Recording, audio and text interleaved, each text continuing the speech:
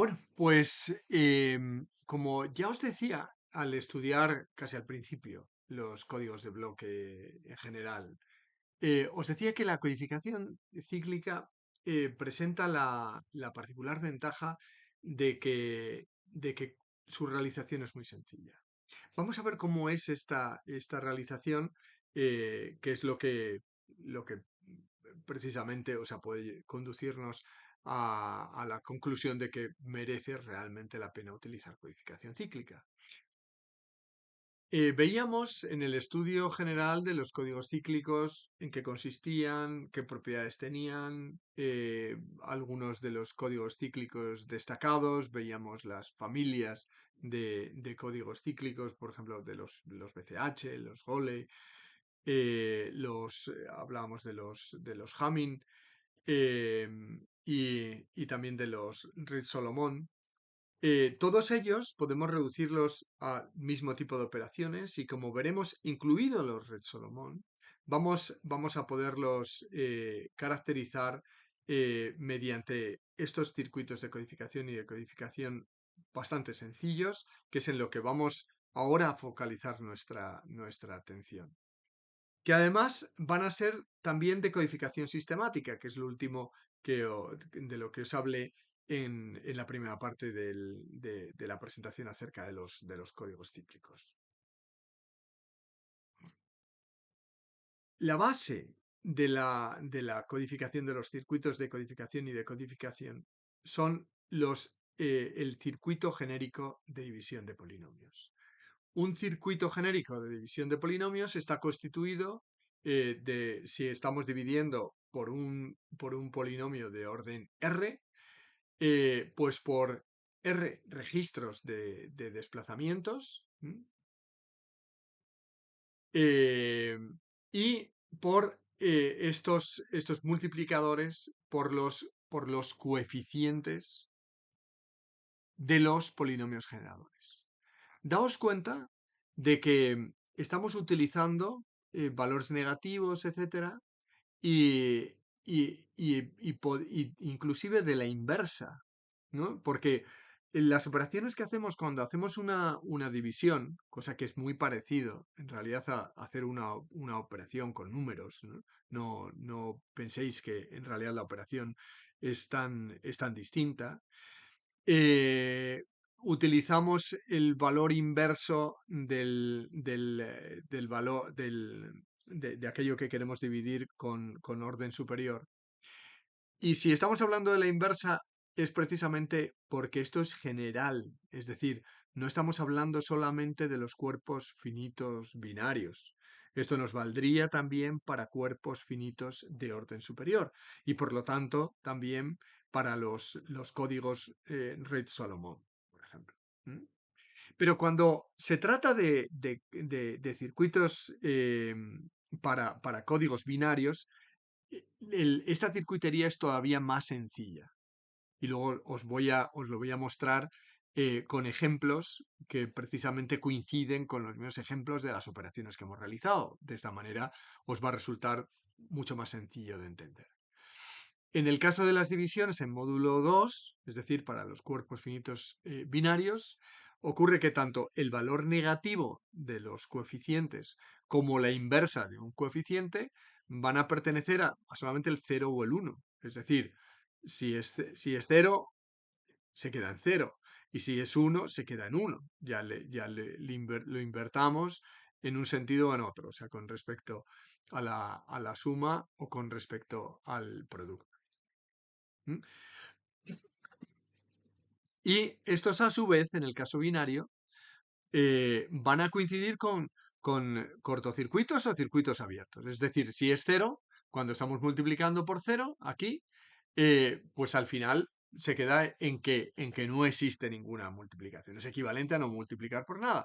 Y si estamos multiplicando por 1, lo único que hacemos es, digamos, dejar pasar el valor que existe. ¿Vale? Entonces, aquí en los registros de desplazamiento lo que vamos a tener son eh, los bits de datos que vamos desplazándolos uno a uno. ¿Cómo lo hacemos? Primero introducimos los coeficientes de orden superior, Es decir, si aquí estamos introduciendo un código, un Vx, este es un polinomio correspondiente a un código, pues vamos introduciendo primero un dígito, después el otro, después el otro, después el otro.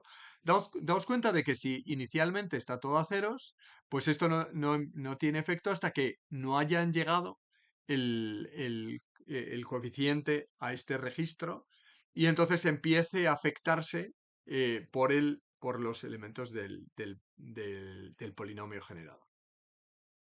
Vamos a ver un ejemplo de divisor para un código cíclico 7,4, que es el de las operaciones que hemos estado viendo. Si dividimos x3 más x5 más x6 por el polinomio generador 1 más x3, pues el resultado ha de ser el cociente, que es uno de los cocientes que veíamos, y el resto con respecto a la división de 1 más x al cubo, que si recordáis para el ejemplo que utilizábamos, el resto iba a ser 1. Bien, si utilizamos la definición que hemos visto antes, el circuito nos queda algo tan sencillo como esto. Es decir, tenemos registros de memoria, una vez los vamos desplazamos uno al siguiente y realimentamos, ¿no? La salida la realimentamos con lo que tengamos aquí en el registro superior. Y lo realimentamos con respecto a los coeficientes del polinomio generador. Es decir, si nuestro polinomio generador era 1 más x cubo, pues aquí tenemos un 1, el orden 2 es 0, por lo tanto circuito abierto, y el x3, que es el polinomio, el coeficiente de orden superior, es el que nos indica cuánto vamos a realimentar, ¿vale? Si lo que teníamos a la entrada es 0, 0, 0, 1, 0, 1, 1, pues vamos desplazándolo, ¿m? Y que corresponderían, imaginaos que eso corresponde a un código recibido Z, ¿eh? Si lo que tenemos en la cola de entrada es 0, 0, 1, 0, 1, 1, y aquí vamos representando los desplazamientos que vamos haciendo, o sea, cada instante de tiempo que pasa, cada golpecito del reloj, ¿no? Vamos a hacer un desplazamiento. El contenido de los registros inicialmente los tenemos a 0. La salida en un principio, pues ni sabemos, ¿no? Porque es lo que venía de antes, ¿no? Esto es lo que teníamos a la entrada. Vamos a ver qué es lo que pasa cuando damos un desplazamiento, hacemos un desplazamiento en la entrada, con lo cual nos entra un 1. Aquí los otros van a ser ceros. La salida va a ser 0. Que es lo que tenemos en este registro. Hacemos otro desplazamiento y nos pasa el 1, tendríamos 1, 1, 0, la realimentación sigue siendo 0, en el siguiente tendríamos un 0, un 1 y un 1. La salida ha sido lo que teníamos antes, es decir, nos va a salir el 0, pero ya a continuación vamos a tener esta realimentación con el 1.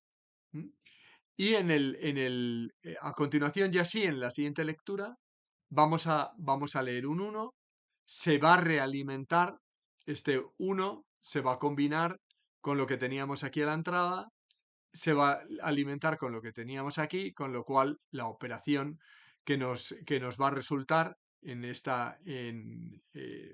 al combinar, digamos, este 1 de la salida con el 1 que teníamos en la entrada, nos va a quedar un 0 para el siguiente registro.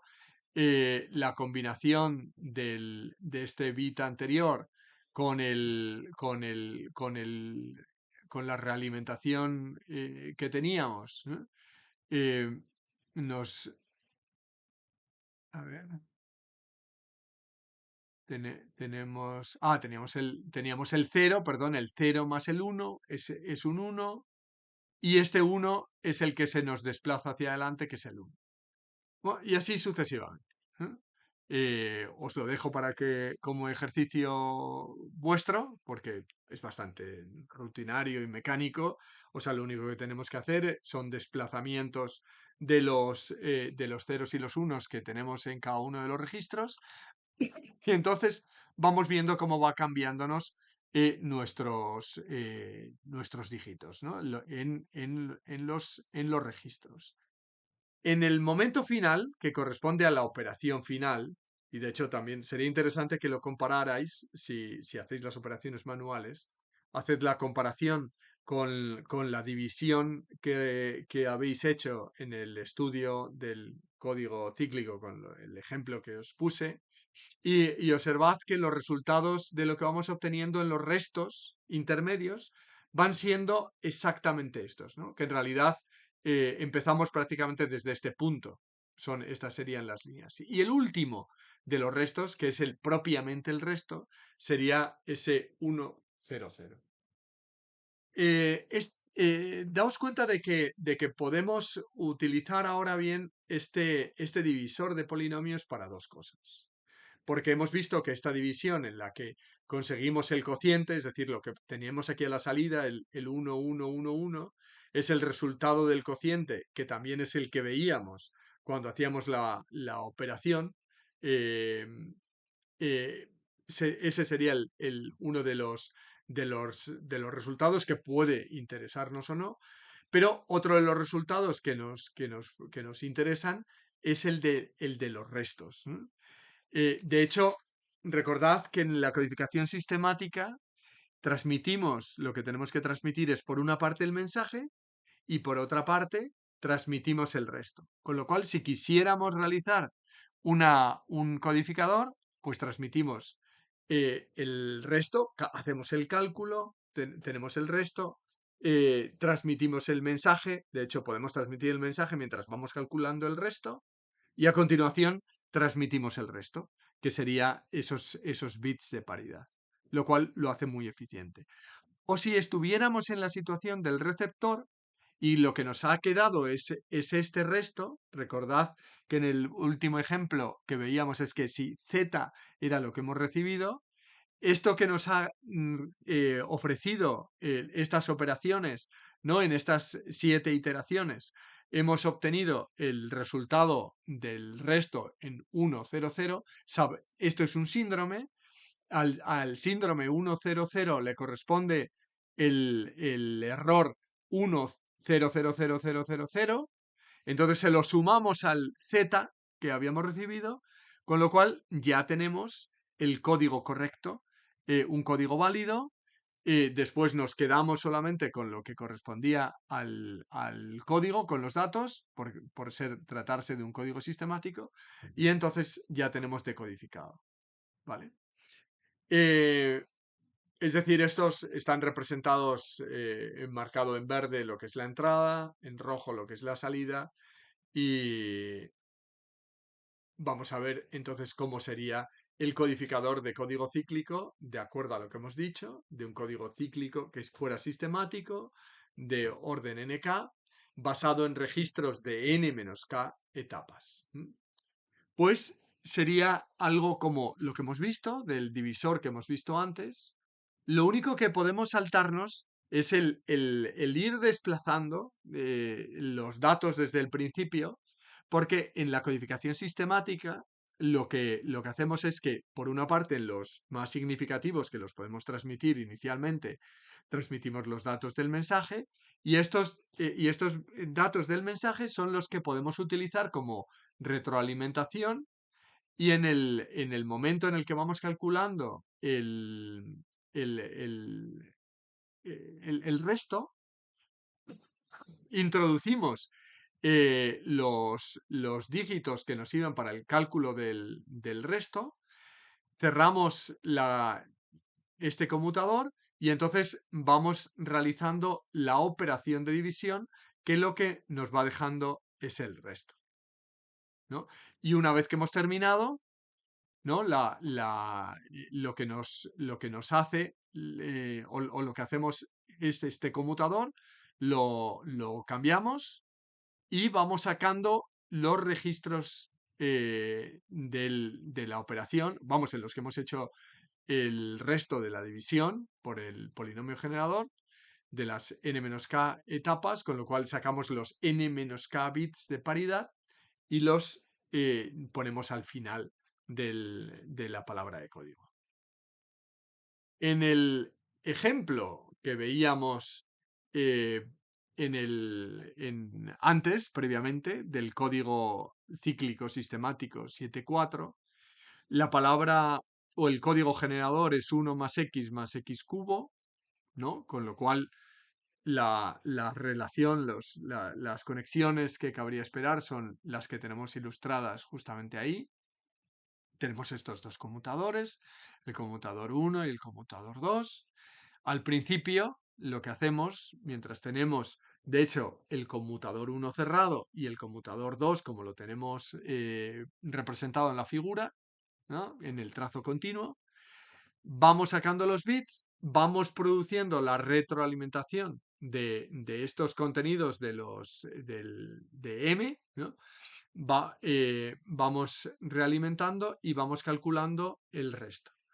Al llegar al final, ¿no? Tenemos ya el resto, vamos a verlo estrictamente con la cola de entrada que teníamos de los datos 1, 0, 1, 1. Si lo que tenemos en la cola de entrada es justamente todos los datos, sería esto, antes de que empecemos a desplazar. La salida no sabemos qué es lo que había antes, esto depende de en qué circunstancias encontrar, qué es lo que hemos transmitido antes. Si partimos de unos contenidos de los registros de 000, introducimos el primero de los bits, que es este. Esto se nos realimenta, nos pone aquí, tendríamos un 1, aquí un 1. Este nos quedaría en 0, ¿no? Después de haber desplazado este otro 0. Con lo cual tendríamos el 1, el 1 y el 0.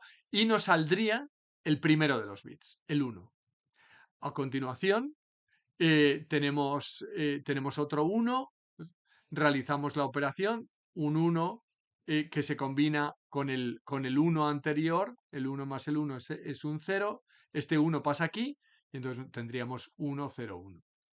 En la siguiente operación, de nuevo, con la retroalimentación, en este caso sería de un 0, el efecto que va a tener es el que se nos vuela con estos valores de los registros. La salida va a ser el siguiente, va a ser este 0. Y en el último paso tendremos salida un 1, se realimenta con este 1, nos queda este 1 en el registro, en el registro de menor orden, y finalmente tenemos este resto, que es lo que iríamos sacando a continuación. Es decir, hemos sacado el 1, 1, 0, 1. Ahora cambiamos el conmutador y vamos sacando un 0, luego otro 0 y luego otro 1. Es decir, aquí si siguiéramos representando la salida, pues luego tendríamos un 0, un 0 y un 1 para cada uno de los golpes de reloj. ¿Vale? Con esto, y generalizado de hecho a la forma que hemos visto de polinomios generadores, podemos utilizar aquí cualquier valor de polinomio generador, ya sea de los códigos BCH, de los códigos Reed-Solomon, y poder realizar estas operaciones basadas en algo tan trivial como estos desplazamientos de los registros y operaciones que mediante la lectura del polinomio se puede reducir a operaciones muy sencillas, ¿no? O sea, unas meras modificaciones de las líneas del código, de las operaciones que hacemos con los dígitos que mantenemos o con unas palabras que mantengamos en memoria, las operaciones que vamos haciendo, los desplazamientos que hacemos con respecto a eso que tenemos en memoria, podemos convertirlo en operaciones muy sencillas, algorítmicamente muy potente, y daos cuenta de que prácticamente en cada ciclo de reloj tenemos la operación hecha, es decir, no tenemos que hacer montones de operaciones. O sea, no se reduce a un conjunto de operaciones que son unas pocas multiplicaciones, o sea, inclusive si tuviéramos de orden 200, pues estaríamos igual multiplicando unos 100, unos 100 coeficientes y sumando también otros tantos, ¿no? Es decir, estaríamos hablando, inclusive para estos de orden tan alto, de unas 200 operaciones en cada uno de los ciclos de reloj, que es algo fácilmente asumible si tenemos una lógica binaria suficientemente potente en nuestro circuito, cosa que es muy, muy fácil de alcanzar. Es decir, podemos aplicarlo a transmisiones muy rápidas, ¿no? Por ejemplo, en codificaciones en las que estamos canalizando pues grandes flujos de información, por ejemplo, en fibra óptica, que estamos transmitiendo gigabytes de información o gigabytes por segundo, pues podemos introducir estos algoritmos de codificación, igual quizá no los ultra complejos, pero sí otros que entrañen operaciones más sencillas, porque podemos asumirlo, podemos realizarlo mediante operaciones y mediante lógica y componentes computacionales accesibles, ¿no?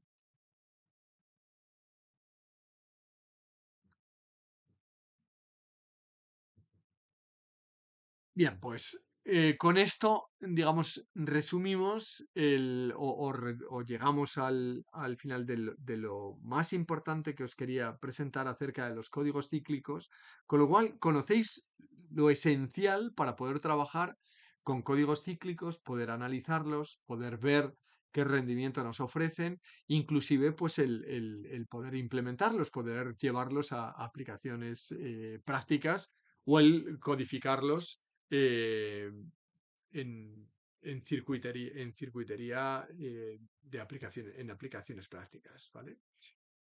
No dudéis en plantear vuestras preguntas en los foros, no dudéis en acudir a Glossalab para ir clarificando aquellos conceptos que están detrás de toda esta codificación de bloque, la cíclica y el resto.